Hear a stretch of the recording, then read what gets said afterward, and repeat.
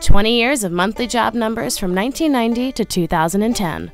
In the early 90s, President Clinton and Democrats in Congress enacted an economic program that helped lead to 23 million new jobs for the middle class, the most of any president in history. Enough jobs were created to keep pace with population growth, shown by the red line on the chart, during 86% of the Clinton administration. In contrast, President Bush and Republicans in Congress passed legislation in the early 2000s that primarily benefited the wealthy. The result was one of the worst job creation records in history, creating a net of only 3 million new jobs over 8 years. Enough jobs to keep pace with population growth a mere 29% of the time. As a result of failed Republican policies, President Obama inherited from President Bush the worst economic recession since the Great Depression. But President Obama and Democrats in Congress took action and made the tough choices to start to turn our economy around. While millions of Americans are still hurting from the Great Recession and more work remains, America is starting to move forward and cannot go back to the failed Bush policies.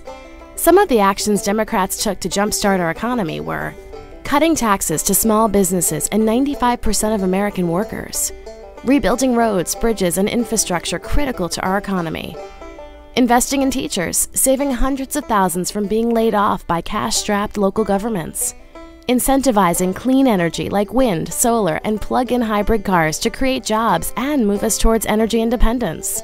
The popular Cash for Clunkers program provided consumers a rebate to trade in old vehicles for ones with higher fuel efficiency, which helped save and create good-paying manufacturing jobs in the auto industry. Extending unemployment insurance for Americans who lost their jobs through no fault of their own, which according to economists is one of the most effective and immediate ways to boost the economy. Expanding the first-time homebuyer tax credit, which gave a badly needed boost to the struggling housing market.